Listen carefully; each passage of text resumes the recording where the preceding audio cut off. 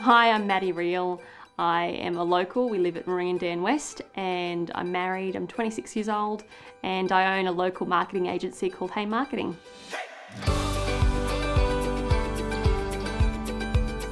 It was a Tuesday afternoon in February in 2016 and a girl from work who's a really good mate still to this day asked me if I would like to go ride some horses. I've been riding horses since I was 3 years old and so absolutely, sure, why not?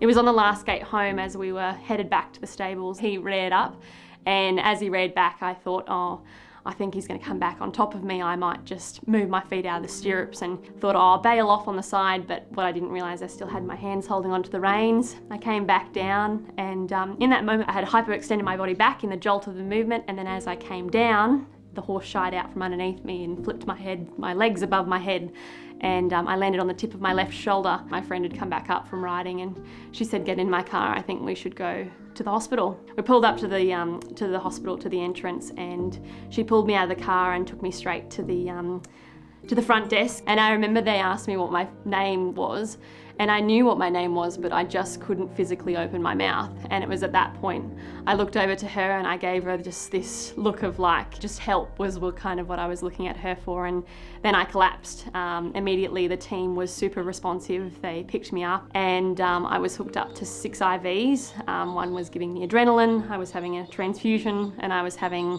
fluids and everything else they could do to pump me up to keep me sort of happy. My miracle was that they cut me from the middle of my chest to below my belly button and opened me up. At this point they weren't sure what they were kind of getting into, so I'm told, but they had a pretty good idea that it was my spleen that had ruptured, and sure enough my spleen had ruptured and my back had broken in 2 stable fractures in my L1 and my L2. My experience with everyone at the Toowoomba Base Hospital has always been fantastic. They have always looked after me and sought not just their opinion but sometimes second opinions for cases where maybe it's not super straightforward, like me, who my spleen was removed so completely. It was not just cut in half so they couldn't save anything, it was lacerated. My recovery after the accident was long and painful. I'm not a super patient person, so it definitely taught me patience. I think I have grown a lot since then.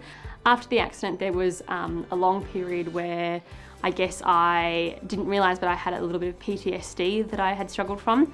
I thought that was for war veterans and that's what I thought it was exclusive to.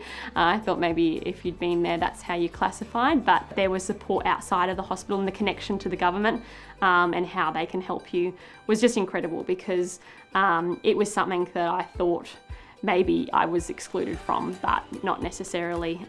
When your body and your mind goes through an experience like that, and your family members, it's massive. So their support was really great. The work that the emergency department does at the Toowoomba Base Hospital it's funny, you think, oh, you don't really know what they do in there, they're busy and that friends might have used them, but until you have a personal experience, you just realise how valuable it is that they actually have people right there ready to go. They're gloved up, gowned up, ready to rock and roll. It's an incredible service that saved my life. It's really important that our Toowoomba community get behind the Toowoomba Hospital Foundation tax appeal, because you never know when you or your family member is going to need, them right there ready to help perform your miracle. So we need to be doing everything that we can. Do it now rather than later.